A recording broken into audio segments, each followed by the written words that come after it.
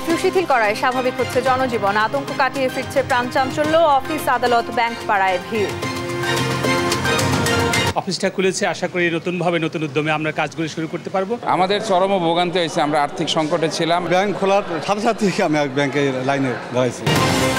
সেনা বিজিবি টহল তল্লাশি অব্যাহত, পরিস্থিতির উন্নতি হলেও শিক্ষা প্রতিষ্ঠান খোলার মতো পরিবেশ হয়নি, জানালেন শিক্ষামন্ত্রী।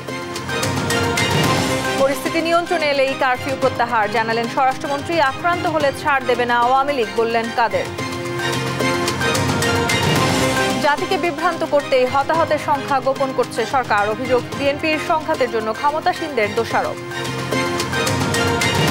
কোটা আন্দোলনে 6 জন নিহতের ঘটনায় জনসাধারণের কাছে তথ্য চাইবে তদন্ত কমিশন, শিগগিরই গণবিজ্ঞপ্তি প্রকাশ।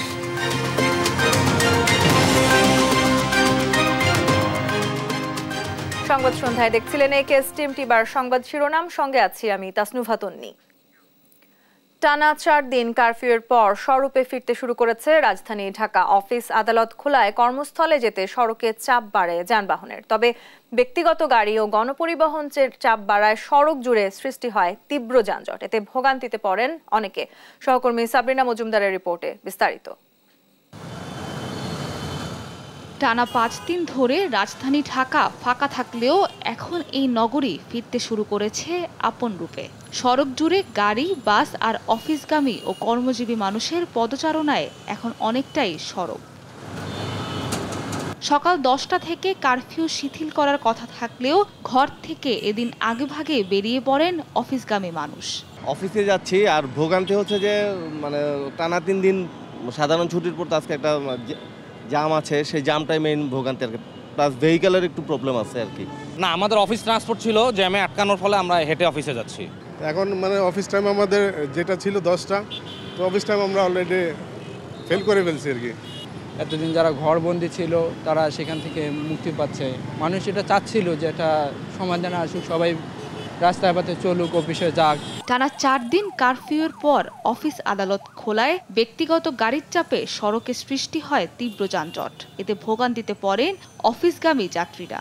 তবে সড়কে মানুষ বাড়ায় জীবিকার পথ খুলেছে নিম্ন আয়ের মানুষের। হকার ও রাস্তার পাশের দোকানগুলোতে বিক্রি বাড়ায় হাসি ফিরছে তাদের মুখে। সব স্বাভাবিক হয়ে ঢাকা ফিরবে আগের রূপে, এমন প্রত্যাশা নগরবাসীর। সাবরিনা মজুমদার, দেশ টিভি, ঢাকা। কারফিউ শিথিল করে খুলে দেওয়া হয়েছে অফিস আদালত। সময় সীমিত হলেও ব্যস্ত দিন পার করেন কর্মজীবীরা। এদিকে খুলেছে ব্যাংক সহ সব আর্থিক প্রতিষ্ঠানও। বেলা 11টায় কার্যক্রম শুরু হলে ব্যাংকে তৈরি হয় গ্রাহকের ভিড়। শাখাভিত্তিক লেনদেন হলেও বন্ধ রয়েছে অ্যাপস ভিত্তিক সেবা। স্বাভাবিক ব্যাংকিং সেবা দিতে নিরবিচ্ছিন্ন ইন্টারনেট চেয়েছেন কর্মকর্তারা। বিস্তারিত ইফতেখার রেজার রিপোর্টে। 2 দিনের সাপ্তাহিক ছুটি ও টানা 3 দিন কারফিউ শেষে খুলেছে অফিস আদালত। প্রথম দিনে সচিবালয়ে প্রবেশে বেশ কড়াকড়ি আরোপ করা হয়। কয়েকদিনের ভীতিকর পরিবেশ কাটিয়ে কাজে ফিরতে পেরে খুশি কর্মজীবীরা। অনিবার্য পরিস্থিতির কারণে সেটা কিছুটা বিঘ্নিত হয়েছে। আমাদের অফিসে অনেকগুলো কাজও জমা পড়েছে। অফিসটা খুলেছে, আশা করি নতুনভাবে নতুন উদ্যমে আমরা কাজগুলো শুরু করতে পারবো। দেশের সরকার যে পরিস্থিতিতে সুন্দরভাবে এটা নিয়ন্ত্রণ করছে এবং আমরা চাই যে সুষ্ঠু পরিবেশ বজায় থাক এবং আমরা সুন্দরভাবে চাকরি করি। কর্মচঞ্চল হয়ে উঠেছে মতিঝিল ব্যাংক পাড়াও। বুধবার কারফিউ শিথিলের পর সকাল 11টা থেকেই লেনদেন করতে আসতে থাকেন গ্রাহকরা। হঠাৎ ব্যাংক লেনদেন বন্ধ হয়ে যাওয়ায় ভোগান্তির কথা জানান তারা। বন্ধটা হয়েছে হঠাৎ করে, তাই না? এটার জন্য তো মানুষ প্রিপেয়ার ছিল না। আমাদের চরম ভোগান্তি হয়েছে, আমরা আর্থিক সংকটে ছিলাম, এখন আজকে একটু ফ্রি হয়েছে। ব্যাংক খোলার সাথে সাথে আমি ব্যাংকের লাইনে দাঁড়াইছি। কারফিউয়ে আটকে পড়া কয়েকজন ভারতীয় নাগরিক জানান, ব্যাংক বন্ধ থাকায় ট্রাভেল ট্যাক্স জমা ও ডলার এন্ডোর্সমেন্ট করতে পারেননি। আমাদের ট্রাভেল ট্যাক্সটা দিতে অনেক সময় লেট হচ্ছে, আরও ডলারে এন্ডোর্স করতে আমরা পারছি না। বাসে টিকিট করার পরে আপনার 19 তারিখে আমি টিকিট করেছিলাম, তারপর 19 তারিখের আপনার সকালে আমাকে জানিয়েছে যে আমার বাসের টিকিটটা ক্যান্সেল হয়েছে, কিন্তু এদিকে আমার ভিসার মেয়াদ শেষ আপনার 21 তারিখ। ব্যাংক কর্মকর্তারা বলছেন, কার্যক্রম শুরু হলেও অ্যাপস ভিত্তিক লেনদেনে সমস্যা রয়ে গেছে। গ্রাহক সেবা স্বাভাবিক করতে নিরবিচ্ছিন্ন ইন্টারনেট নিশ্চিতের আহ্বান জানান তারা। গ্রাহকদেরও নগদ টাকার তোলার যে একটা বিষয় সেটা, এবং কেউ কেউ জমা দিচ্ছেনও, মূলত এই দিকেই গ্রাহকের আগ্রহ বা চাপটা বেশি, এবং অন্যান্য স্বাভাবিক যে কার্যক্রম সেটাও আমরা চলমান রাখছি। অনলাইন লেনদেন যেটা, সেটাতে আমরা আমাদের গ্রাহক সেবাটা নিতে পারছি। যে ব্যাংকিং খাতটা এই থেকে এই পাবলিক পাবলিক খাত থেকে বা আমি যেটা বলছি সেটা থেকে আলাদা করে কি করে চালানো যায়। আমরা খুব খুশি যে আজকে 4-5 দিন পরে আমাদের কিন্তু ব্যাংকিং খাত চালু হয়ে গেছে। এদিকে শেয়ার বাজার খুললেও লেনদেনে ছিল ঢিলে ঢালা ভাব। বিনিয়োগকারীদের আশা বাজার গতিশীল করতে কার্যকর পদক্ষেপ নেওয়া হবে। ইনশাল্লাহ আমরা 2-1 দিনের মধ্যেই সেটা আমরা ভালো বাজার পাবো এবং সংশ্লিষ্ট কর্তৃপক্ষকে আমরা দাবি করছি তাদের কাছে তারাও যাতে দ্রুত শেয়ার বাজার স্থিতিশীল হয় সে ব্যাপারে তারাও লক্ষ্য রাখবেন। কারফিউ শিথিলের সঙ্গে সঙ্গে রাজধানীর মার্কেট ও শপিং মলগুলোও খুলেছে, তবে আগের মতো নেই ক্রেতার আনাগোনা। ইফতেখার রেজা, দেশ টিভি, ঢাকা। চলমান কারফিউয়ে আইনশৃঙ্খলা বাহিনীর তৎপরতায় স্বরূপে ফিরছে রাজধানী। নগরী জুড়ে টহল ও তল্লাশি অব্যাহত রাখে সেনাবাহিনী, বিজিবি সহ বিভিন্ন বাহিনী। পরিস্থিতির উন্নতি হওয়ায় সকাল থেকে নগর পরিবহনের পাশাপাশি চলাচল করছে দূরপাল্লার বাসও। বিস্তারিত শাহাদাত নিশাদের রিপোর্টে। আবারও কর্মব্যস্ত হয়ে পড়েছে রাজধানী। নগরের ভেতরে যেমন চলাচল করছে গণপরিবহন, একই চিত্র দূরযাত্রায়ও। সকাল থেকে সায়দাবাদ সহ রাজধানীর বিভিন্ন কাউন্টার থেকে ছেড়ে যাচ্ছে দূরপাল্লার বাস। পরিস্থিতির উন্নতি হওয়ায় অনেকটা নিশ্চিন্তে গন্তব্যে যাচ্ছে মানুষ। এতে খুশি পরিবহন কর্মীরাও। গাড়িও ভালো গেছে, যাত্রীও মোটামুটি ভালোই আছে, মোটামুটি ভালো সেল হয়েছে। আগের যে ভয়ভীতি ছিল ওইটা নাই, এখন ওরা স্বাভাবিকভাবে দ্রুত গাড়ি ছাড়ার পরে অনেকেই আসতেছে। এতদিনের তুলনায় এখন মোটামুটি পরিস্থিতি স্বাভাবিক আছে। সব ধরনের গাড়ি ঘোড়া সব কিছু ছেড়ে দিয়েছে, মানুষ যাতায়াতে কোনো রকম সমস্যা হচ্ছে না। মোটামুটি আটকে রয়েছে এতদিন, যাই হোক সেনাবাহিনী নামাতে মানুষের মধ্যে একটা আস্থা ফিরে আসছে। এখন মানুষজন রাস্তাঘাটে বের হইতেছে, স্বাভাবিক কর্মজীবনে ফিরে আসতেছে সবাই। জনগণের জানমালের নিরাপত্তা ও রাষ্ট্রীয় সম্পদ রক্ষায় সতর্ক অবস্থানে আইনশৃঙ্খলা বাহিনী। কারফিউয়ের 5ম দিনেও রাজধানীর গুরুত্বপূর্ণ মোড় ও পয়েন্টে দেখা যায় সেনাবাহিনীর টহল তল্লাশি। পুলিশ ও বিজিবির তৎপরতাও ছিল চোখে পড়ার মতো। আজকে প্রথম দিনের মতো অফিস কার্যালয় নতুন করে খোলা শুরু করেছে, তো এই জন্য আমরা চেষ্টা করেছি যে নিশ্চিদ্র নিরাপত্তা বলয়ের ভিতরে আমাদের দায়িত্ব সঠিকভাবে পালন করে দেশকে যেন আমরা সঠিকভাবে সামনের দিকে নিয়ে যেতে পারি। আর আইন শৃঙ্খলা নিয়ন্ত্রণে কঠোর হওয়ার কথা জানান পুলিশ কর্মকর্তারা। রাষ্ট্রীয় একটি ভবন পুড়িয়ে দিয়েছেন, তার মানে এটাকে আপনি সরকার পতনের দিকে নিয়ে যেতে চেয়েছেন। সরকার এত সহজ জিনিস না, সরকারকে আপনি এত সহজে ধাক্কা মেরে ফেলে যাবেন। ঢাকা মহানগর পুলিশ যতদিন পর্যন্ত থাকবে, মুক্তিযুদ্ধের চেতনা বিরোধী কেউ এখানে কাজ করার বিন্দুমাত্র স্পেস আমরা তাদেরকে দেব না। এদিকে কারফিউ চলাকালে দূরযাত্রায় বাস টিকিটই যাত্রীদের কারফিউ পাস হিসেবে বিবেচনার অনুরোধ জানিয়েছেন সড়ক পরিবহন ও মালিক সমিতি। গার্মেন্টস কর্মীদের মতো যাত্রীদের টিকিটটা যেন কারফিউ পাসের হিসেবে গণ্য করা হয়, যে যাত্রীর হাতে টিকিট আছে সে যেন গাড়িতে আসছে তাকে যেন সে কারফিউ পাস হিসেবে গণ্য করা হয়। এটা আমাদের অনুরোধ থাকবে। এক দিন গাড়ি যদি বন্ধ থাকে তাহলে আমরা অ্যাপ্রক্সিমেট আমরা যেটা হিসাব করছি এক দিনে 500 কোটি টাকা এই খাতে আমাদের ক্ষতি হচ্ছে। একই সঙ্গে যাত্রী ও গণপরিবহনের নিরাপত্তা নিশ্চিতে আইনশৃঙ্খলা বাহিনীর প্রতি আহ্বানও জানিয়েছে সংগঠনটি। শাহাদাত নিশাদ, দেশ টিভি, ঢাকা। এখনও শিক্ষা প্রতিষ্ঠান খোলার মতো পরিস্থিতি হয়নি বলে জানিয়েছেন শিক্ষামন্ত্রী মহিবুল হাসান চৌধুরী।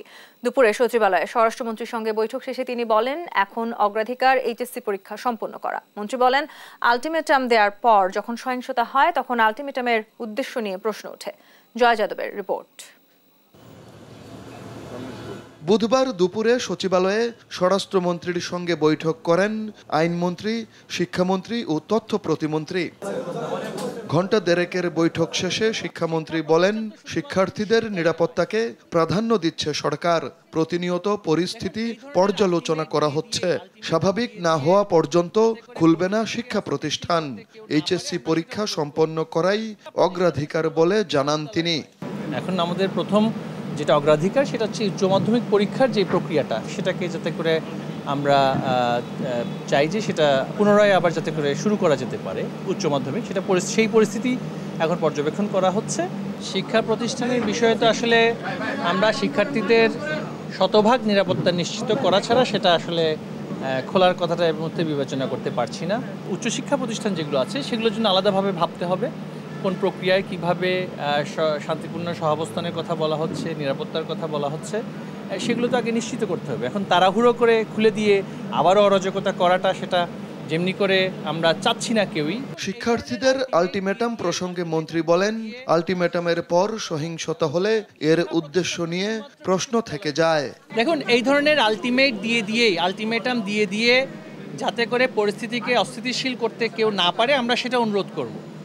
এখন যারা আলটিমেটাম দেয়, আলটিমেটামের পরে যখন হত্যাযজ্ঞ হয়, নরহত্যা হয়, গলা কেটে দেওয়ার মতন কাজ হয়, রক কেটে দেওয়ার মতো কাজ হয়, জ্বালিয়ে পুড়িয়ে ছারখার করে দেওয়ার কাজ হয়, তখন আলটিমেটাম যারা দিচ্ছেন তাদের কাছে তো আমাদের সবার প্রশ্ন থাকবে যে আসলে সেই আলটিমেটামগুলোর উদ্দেশ্য কি এটি। এদিকে এক বার্তায় প্রাথমিক বিদ্যালয়গুলো অনির্দিষ্টকালের জন্য বন্ধ ঘোষণা করা হয়েছে। জয় যাদব, দেশ টিভি, ঢাকা। নাশকতাকারীদের সর্বশক্তি দিয়ে চিহ্নিত করে আইনের আওতায় আনা হবে বলে জানিয়েছেন স্বরাষ্ট্রমন্ত্রী আসাদুজ্জামান খান কামাল। দুপুরে সচিবালয়ে সহিংসতায় নিহত আইন শৃঙ্খলা রক্ষাকারী বাহিনীর 4 সদস্যের স্বজনদের সঙ্গে সাক্ষাৎকালে তিনি বলেন, পরিস্থিতি নিয়ন্ত্রণে এলে কারফিউ তুলে নেওয়া হবে। জয় যাদবের আরও একটি রিপোর্ট। কোটা আন্দোলনকে কেন্দ্র করে গেল কয়েকদিনের সহিংসতায় নিহত 3 জন পুলিশ ও 1 জন আনসার সদস্যের স্বজনরা বুধবার দুপুরে সচিবালয়ে স্বরাষ্ট্রমন্ত্রী আসাদুজ্জামান খান কামালের সঙ্গে সাক্ষাৎ করেন। এ সময় সহিংসতার চিত্র তুলে ধরে স্বরাষ্ট্রমন্ত্রী বলেন, পুলিশের উপর যেভাবে জঙ্গি কায়দায় নৃশংসতা চালানো হয়েছে তা 4 দলীয় জোট আমলের কথা স্মরণ করিয়ে দেয়। এটাই প্রমাণ করে যে সেই বাগমারার আপনার রাজশাহীর যে সেই জঙ্গির উত্থান, বাংলা ভাই যে উত্থান ঘটেছিল, সেই ধরনের জঙ্গি উত্থান, সেই ধরনের একটা কিছু কর্মকাণ্ড এই জামাত বিএনপির মানে তারা সবাই মিলে একটা উদ্দেশ্য নিয়ে এই ঘটনাটি ঘটিয়েছিল। সারা দেশে সহিংসতার ঘটনায় মামলা হচ্ছে উল্লেখ করে তিনি জানান, হামলাকারীদের ধরতে পুলিশি অভিযান অব্যাহত আছে। এই সময় নিরাপত্তা বাহিনী আর বসে থাকতে পারে না। আমরা আমাদের সর্বশক্তি দিয়ে তাদেরকে আমরা একের পর এক চিহ্নিত করব, তাদেরকে আইনের মুখোমুখি করব। এটাই আমরা এখানে থেকে এক পাও অভিযুক্ত আমরা সরে দাঁড়াবো। স্বরাষ্ট্রমন্ত্রী বলেন, পরিস্থিতি নিয়ন্ত্রণে এলে উঠে যাবে কারফিউ। আর সহিংসতায় কতজন মারা গেছেন সে তথ্য এখনো নেই। সেনাবাহিনী কাজ শেষ হলে, দেশে যখন পরিবেশ ঠিক হয়ে যাবে, সেনাবাহিনী তাদের কাজে চলে যাবে, কারফিউ উইথড্র হবে এবং জনজীবন আবারও স্বাভাবিক গতিতে চলবে। দেখুন, আমাদের পুলিশের এবং আনসারের 4 জন মারা গিয়েছে, এটা আমরা সুনিশ্চিত। আমাদের পুলিশ ফায়ার ওপেন করার পরে কয়জন ইন্তেকাল করছে আমাদের এই মুহূর্তে আমরা হিসাব দিতে পারবো না, কারণ দুষ্কৃতিকারীরা তাদের বেশিরভাগই ডেড বডি নিয়ে গিয়েছে কিনা তাও আমরা জানি না। আমরা ডেড বডি কয়টা হয়েছিল তাও আমরা জানি না, কারণ আমাদের পুলিশের কাছে এইগুলি রিপোর্ট এরা করেনি। পরে নিহতদের স্বজনদের হাতে আর্থিক অনুদানের চেক তুলে দেন স্বরাষ্ট্রমন্ত্রী। আপনি নিশ্চিন্ত থাকেন। জয় যাদব, দেশ টিভি, ঢাকা। দেশ ও দেশের অর্জন যখন আক্রান্ত হয় তখন আওয়ামী লীগ নীরব থাকতে পারে না বলে মন্তব্য করেছেন দলটির সাধারণ সম্পাদক ওবায়দুল কাদের। সন্ত্রাসের বিরুদ্ধে নেতাকর্মীদের ঐক্যবদ্ধ হওয়ার আহ্বানও জানান তিনি। আর দলের প্রেসিডিয়াম সদস্য জাহাঙ্গীর কবির নানকের অভিযোগ, দেশের অভ্যন্তরীণ বিষয়ে হস্তক্ষেপের জন্য 185 দেশে বার্তা দিয়েছেন ডক্টর ইউনূস। তৌফিক মাহমুদ মুন্নার রিপোর্ট। দলীয় সভাপতি প্রধানমন্ত্রী শেখ হাসিনার নির্দেশে বিএনপি জামাতের হামলার ক্ষতিগ্রস্তদের মাঝে খাদ্য সামগ্রী বিতরণ করছে আওয়ামী লীগ। এরই ধারাবাহিকতায় মোহাম্মদপুর থানা আওয়ামী লীগের খাদ্য সামগ্রীর বিতরণে অংশ নেন দলের প্রেসিডিয়াম সদস্য জাহাঙ্গীর কবির নানক। আবারও দেশ নিয়ে ষড়যন্ত্র হচ্ছে উল্লেখ করে তিনি বলেন, ডক্টর ইউনূস বহির্বিশ্বে বার্তা দিচ্ছেন দেশের অভ্যন্তরীণ বিষয়ে হস্তক্ষেপের জন্য।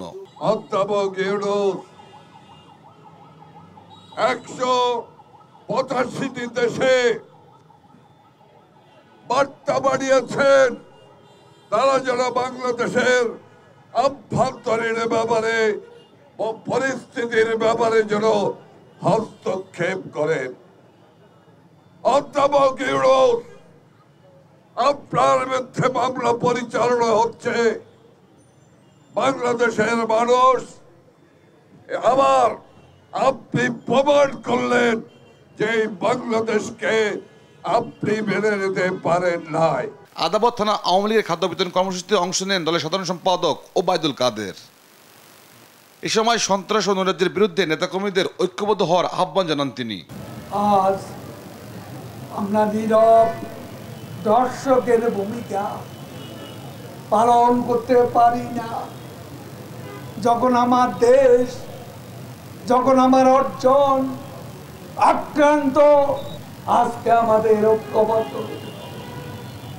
এই আগুন সন্ত্রাস বিএনপি জামাতের এই তাণ্ডবের বিরুদ্ধে ঐক্যবদ্ধ প্রতিরোধের কোনো বিকল্প। মির্জা ফখরুল ইসলাম আলমগীর এখনো মিথ্যাচার করছেন বলে অভিযোগ করেন ওবায়দুল কাদের। মির্জা ফখরুল এখনো ধ্বংসের সুরে, এখনো আগুন সন্ত্রাসে কথা বলে, এখনো ধ্বংসের কথা বলে। এত ধ্বংসের পর আর কত ধ্বংস, আর কি চান? তৌফিক মাহমুদ মুন্না, দেশ টিভি, ঢাকা।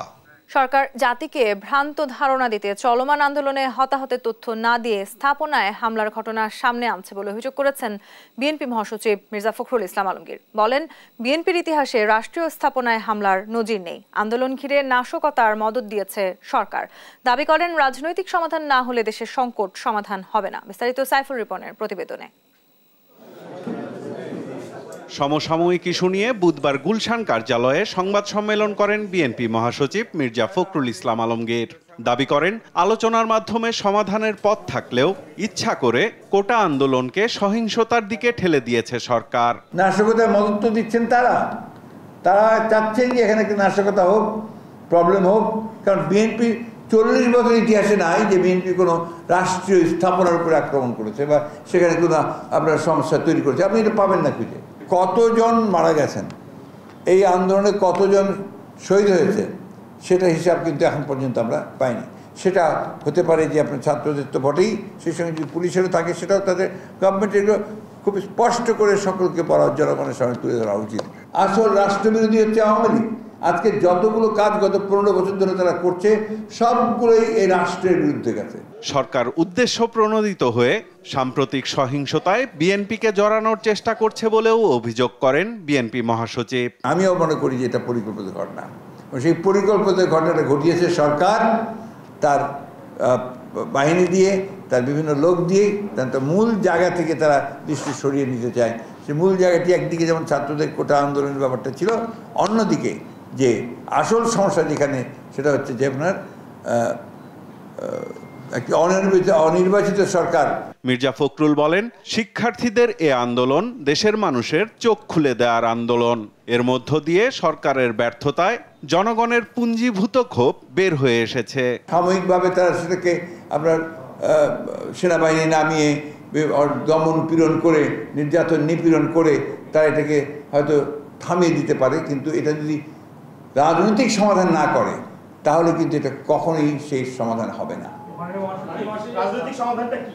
রাজনৈতিক সমাধান তো আমি বলেছি যে আপনার আমাদের নির্বাচন পদত্যাগ করতে হবে এবং আপনার নির্বাচন, একটা নিরপেক্ষ নির্বাচনের ব্যবস্থা করতে হবে।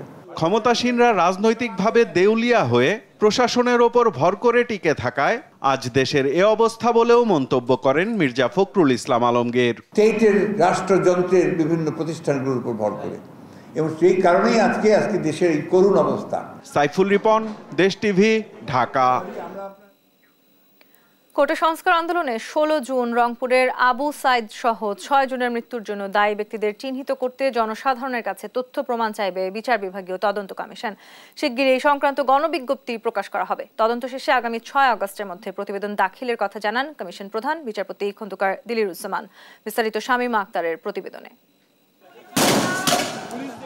কোটা সংস্কারের দাবিতে 5 থেকে 16 জুলাই দেশ জুড়ে চলা আন্দোলনে রংপুরের আবু সাইদ সহ 6 জনের মৃত্যুর কারণ উদ্ঘাটন ও মৃত্যুর জন্য দোষীদের চিহ্নিত করতে গেল 18 জুলাই বিচার বিভাগীয় তদন্ত কমিশন গঠন করে সরকার। এরই মধ্যে কাজ শুরু করেছে 1 সদস্য বিশিষ্ট তদন্ত কমিশনের প্রধান বিচারপতি খন্দকার দিলিরুজ্জামান। দুপুরে সুপ্রিম কোর্টে বৈঠক করে কমিশন। এতে মন্ত্রিপরিষদ বিভাগের সমন্বয় ও সংস্কার সচিব মাহমুদুল হোসাইন খান, আইন মন্ত্রণালয়ের অতিরিক্ত সচিব জায়েদা পারভিন, আপিল বিভাগের রেজিস্ট্রার শেখ মোহাম্মদ আমিনুল ইসলাম, আইন মন্ত্রণালয়ের উপসচিব তানভীর আহমেদ, মন্ত্রিপরিষদ বিভাগের উপসচিব দেলোয়ার হোসেন অংশ নেন। প্রায় 3 ঘন্টা বৈঠক শেষে ব্রিফ করেন কমিশন প্রধান বিচারপতি খন্দকার দিলিরুজ্জামান। বিভিন্ন নাগরিকদের কাছে গণবিজ্ঞপ্তির মাধ্যমে তাদের কাছে যে সকল তথ্যাদি আছে সেগুলো আমরা আহ্বান করব, সেটা কি পদ্ধতিতে হবে সেটা আপনারা গণবিজ্ঞপ্তির মাধ্যমে জানতে পারবেন। আর এমনিতে কমিশনের কার্যক্রম, দৈনন্দিন কার্যক্রম আপনারা প্রেস বিজ্ঞপ্তির মাধ্যমে আমরা জানিয়ে দেব। মৃত্যুর কারণ উদ্ঘাটন ও তাদের মৃত্যুর জন্য দায়ী ব্যক্তিবর্গকে চিহ্নিতকরণ, অগ্নিসংযোগ, লুটপাট, সন্ত্রাসী কর্মকাণ্ডের তথ্য প্রমাণাদি 6 আগস্ট 2024 মধ্যে সরাসরি ডাকযোগে প্রদান করিতে পারিবেন। কমিশনের কর্মপরিধি নিয়ে সাংবাদিকদের প্রশ্নের জবাব দেন তিনি। এর পরবর্তী ঘটনাগুলো প্রজ্ঞাপনের পরে হয়েছে, সুতরাং এখন পর্যন্ত এই 6 জনের ব্যাপারেই বলা আছে। এই 6 জনের বাইরে যে মৃত্যুগুলো আছে সেই মৃত্যুগুলোকে নিয়ে কি সে বিষয়ে তার আইনানুগ ব্যবস্থা নিশ্চয় চলতে থাকবে, কিন্তু আমাকে যে টার্মস অফ রেফারেন্স দেওয়া হয়েছে কমিশন সেই অনুযায়ী তাদের কার্য পরিচালনা। কোটা নিয়ে আপিল বিভাগের রায়ের পর্যবেক্ষণে তদন্ত কমিশনের প্রতিবেদনের আলোকে দোষীদের বিচারের কথা বলা হয়েছে। শামীমা আক্তার, দেশ টিভি, ঢাকা। কোটা আন্দোলনের আড়ালে সরকারি স্থাপনায় ভাঙচুর, সহিংসতা ও নাশকতামূলক কর্মকাণ্ডের সিসিটিভি ফুটেজ বিশ্লেষণ করে জড়িতদের শনাক্ত ও গ্রেপ্তার করা হচ্ছে বলে জানিয়েছেন ঢাকা মহানগর পুলিশের অতিরিক্ত কমিশনার হারুনুর রশিদ। দুপুরে ডিবি কার্যালয়ে তিনি বলেন, জামাত শিবির ও বিএনপির কিছু নেতা টাকা পয়সা দিয়ে সাততলা বস্তি এবং কুড়িল বস্তি সহ বিভিন্ন এলাকা থেকে লোকজন সংগ্রহ করে নাশকতা করেছে। তারাই সেতু ভবনে ঢুকে ভাঙচুর ও আগুন ধরিয়ে দিয়ে লুটপাট চালায়। এই ঘটনায় এখন পর্যন্ত 9 জনকে গ্রেপ্তার করা হয়েছে বলেও জানান ডিবি প্রধান। জাহাঙ্গীর, তারপরে গুরু সাহেবের ছেলে সানিয়াত গুরু, তাদেরকে তারা অর্থ দিয়ে তারা সহায়তা করেছে, তারা তাদের সাথে যোগাযোগ করে তারা এই কাজটি করেছে, তারা স্বীকার করেছে। এবং তাদেরকে এমনও বলা হয়েছে, যদি তোমরা বিভিন্ন জায়গাগুলিতে যদি তোমরা অরাজকতা সৃষ্টি না করো, আগুন লাগাও, তাহলে হাতে ছুরি করে তোমরা চলে যাও। এবং কেউ কেউ আবার তারা ঘোষণা করেছে যে তোমরা যদি পুলিশকে মারতে পারো এত টাকা, তোমরা আগুন লাগালে এত টাকা, তোমরা এই ঘোষণা যারা দিয়েছে তাদেরকেও আমরা শীঘ্রই আইনের আওতায় নিয়ে আসবো। রাতেই দেশ জুড়ে পরীক্ষামূলকভাবে ব্রডব্যান্ড ইন্টারনেট চালু হবে বলে জানিয়েছেন আইসিটি প্রতিমন্ত্রী জুনাইদ আহমেদ পলক। বিকেলে বিটিআরসি ভবনে সংবাদ সম্মেলনে তিনি জানান, আগামী সোমবার নাগাদ মোবাইল ইন্টারনেট চালু হতে পারে। আলোচনার জন্য আগামী সপ্তাহের মধ্যে সোশ্যাল মিডিয়াকে চিঠি দেওয়া হবে জানিয়ে প্রতিমন্ত্রী বলেন, ফেসবুক ও ইউটিউব কোনোভাবেই বাংলাদেশের আইন মানছে না, এমনকি নিজেদের পলিসিও মানছে না তারা। আমরা আজকে রাত থেকে সারা দেশেই আমাদের ব্রডব্যান্ড কানেক্টিভিটি আমরা সম্প্রসারিত করার সিদ্ধান্ত গ্রহণ করেছি পরীক্ষামূলকভাবে। আমরা আগামী রবিবারের মধ্যে আমরা চেষ্টা করছি প্রথমে মোবাইল 4Gটাকে নর্মাল করা, তারপরে রবিবারে ফেসবুক, টিকটককে চিঠি দিয়ে হয়তো একটা 3 দিন বা 7 দিন সময় নিয়ে তাদেরকে উপস্থিত হতে বলা, যে আমরা বিটিআরসির তো গণশুনানি করি, গ্রাহকদের অভিযোগটা শুনি, আমরা সেখানে জবাব দিই মোবাইল নেটওয়ার্ক অপারেটররা। কিন্তু এখন যে বিষয়গুলো আসলো, এই জবাবটা ফেসবুক, টিকটককে আমরা জবাব দেওয়ার জন্য বিটিআরসিতে হাজির হতে বলবো। সংবাদ সন্ধ্যায় আরও থাকছে, নারী এশিয়া কাপে বড় জয়ে সেমিফাইনালে বাংলাদেশ, মুর্শিদা জ্যোতি নৈপুণ্য প্রত্যাবর্তন ম্যাচে উজ্জ্বল জাহানারা। গ্রামীণ টেলিকমের চেয়ারম্যান ডক্টর মোহাম্মদ ইউনুসের বিরুদ্ধে 437 কোটি টাকা মানি লন্ডারিং মামলার কার্যক্রম আগামী 1 বছরের মধ্যে শেষ করার নির্দেশ দিয়েছেন হাইকোর্ট। বিচারপতি নজরুল ইসলাম তালুকদার ও বিচারপতি কাজী এবাদুল হোসেনের হাইকোর্ট বেঞ্চ মামলা বাতিল চেয়ে ডক্টর ইউনুসের করা আবেদন খারিজ করে এই আদেশ দেন। বিস্তারিত শামীমা আক্তারের প্রতিবেদনে। গ্রামীণ টেলিকমের অর্থ আত্মসাৎ মামলায় ডক্টর মোহাম্মদ ইউনুস সহ আসামিদের বিরুদ্ধে গেল 12 জুন অভিযোগ গঠন করে বিচার শুরুর আদেশ দেয় ঢাকার 4 নম্বর বিশেষ জজ আদালত। এই আদেশের প্রেক্ষিতে মামলা বাতিল চেয়ে উচ্চ আদালতে আবেদন করেন ডক্টর ইউনুস। এই নিয়ে 3 দিন উভয় পক্ষের শুনানি শেষে আবেদন খারিজ করে দেন আদালত। সেই সঙ্গে 1 বছরের মধ্যে মামলা নিষ্পত্তির নির্দেশ দেয় হাইকোর্ট। আজকে মহামান্য হাইকোর্ট সেটা সরাসরি খারিজ করে দিয়েছেন এবং বিজ্ঞ বিচারিক আদালতকে বলেছেন পারতপক্ষে 1 বছরের মধ্যে মামলাটি যেন শেষ করে দেওয়া হয়, এখানে অপরাধের প্রাথমিক সত্যতা প্রতীয়মান হয়। তাদের স্বীকৃত তারা যে 437 কোটি টাকা একবার ট্রানজ্যাকশন করেছেন, এখানে প্রায় 26 কোটি টাকা ওনারা নিজেরাই আত্মসাৎ করেছে। তাই 14 জনের বিরুদ্ধে আদালত সুস্পষ্ট অভিযোগ থাকাতেই তাদের বিরুদ্ধে অভিযোগ গঠন করেছে। তবে ডক্টর মোহাম্মদ ইউনূসের আইনজীবী আব্দুল্লাহ মামুন জানান এই আদেশের বিরুদ্ধে আপিল করা হবে। আমরা আপিলে যাব, যেহেতু ডক্টর ইউনূস সাহেব সর্বকাল আপনাদের বলেছেন আমি আইনের প্রতি শ্রদ্ধাশীল, উনি বিদেশের সমস্ত প্রোগ্রাম ফেলে দিয়ে এসেছেন। আমরা সুপ্রিম কোর্টে এইখানে আমরা আপিলে যাব। আগামী 5 আগস্ট বিচারিক আদালতে ডক্টর মোহাম্মদ ইউনূস সহ আসামিদের বিরুদ্ধে সাক্ষ্য গ্রহণের দিন ধার্য রয়েছে। শামিমা আক্তার, দেশ টিভি, ঢাকা। 5 দিন বন্ধ থাকার পর চালু হলো দেশের বেশিরভাগ পোশাক কারখানা। এতে কারখানাগুলোতে পুরো দমে শুরু হয়েছে উৎপাদন। পোশাক কারখানা মালিকরা বলছেন ইন্টারনেট সেবা বন্ধে বায়ারদের সাথে যোগাযোগহীনতায় বাতিল হয়েছে ক্রয়াদেশ। পরিস্থিতি স্বাভাবিক হতে চলায় ঘুরে দাঁড়ানোর আশা তাদের। সহকর্মী নজরুল ইসলামের পাঠানো তথ্য ছবিতে ফারজানা ইসলামের ডেস্ক রিপোর্ট।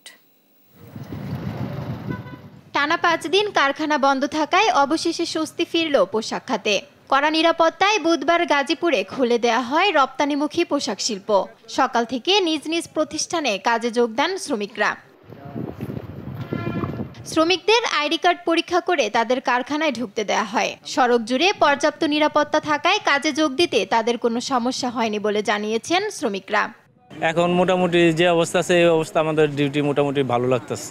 অফিস করতেছি এখন মোটামুটি যাই হোক ভালো লাগতেছে আমাদের কাছে। নিজস্ব কর্মস্থলে ফিরে আইছি, ঠিক মতন ডিউটি করতে পারছি, কিন্তু 5টার পরে আবার কার্ফিউ দিছি, কিন্তু 5টার পরে যদি আমাদের আরো ডিউটি করে তাতে আমাদের জানের নিরাপত্তা নাই। আমরা কর্মজীবী মানুষ, আমরা কর্মসংস্থানে আসছি, এটাই ভালো। আমরা এখন খুব শান্তিতে আছি। আমরা চাই না যে দেশে গন্ডগোল হোক, কলকারখানা বন্ধ থাকুক। কারখানা সংশ্লিষ্টরা জানান ইন্টারনেট বন্ধ থাকায় ক্লায়েন্টদের সাথে যোগাযোগ রক্ষা করতে না পারায় বাতিল হয়েছে অনেক ক্রয়াদেশ। এতে প্রচুর আর্থিক ক্ষতির মুখে পড়েছেন কারখানা মালিকরা। অ্যাট দ্য সেম টাইম কিন্তু আমাদের কাস্টমার যেহেতু আমাদের সাথে কমিউনিকেট করতে পারতেছে না, ইন্টারনেটের প্রবলেম, সেই ক্ষেত্রে আমরা কিন্তু আসলে জানি না যে আমাদের যে অর্ডারগুলো প্লেস করছে এই অর্ডারগুলোর সিচুয়েশনগুলো কী, এবং যে অর্ডারগুলো সামনের দিনগুলোতে প্লেস করবে এই অর্ডারগুলো আবার অন্য কান্ট্রিতে আবার শিপ করে যাচ্ছে কিনা। আমরা আসলে এটা নিয়ে খুব কনসার্ন। শ্রমিকদের কারখানায় আসার পরিবেশ নির্বিঘ্ন করতে এবং যে কোনো পরিস্থিতি মোকাবেলায় প্রস্তুত বলে জানান এই বিজিবি কর্মকর্তা। শ্রমিকরা যাতে নির্ভয়ে কাজে আসতে পারে এবং এর ভিতরে যাতে অন্য কোনো দুষ্কৃতিকারী আবার কোনো পরিকল্পনা করে আবার কোনো ধরনের নাশকতা না করতে পারে সে ব্যাপারে আমরা তৎপর রয়েছি। আবারও উৎপাদন শুরু হওয়ায় টানা কয়েকদিনের ক্ষতি কাটিয়ে ওঠার আশা খাত সংশ্লিষ্টদের। নিউজ ডেস্ক, দেশ টিভি। এই ছিল এখনকার সংবাদ সন্ধ্যা। পরের বুলেটিন দেখার আমন্ত্রণ রইল। ধন্যবাদ।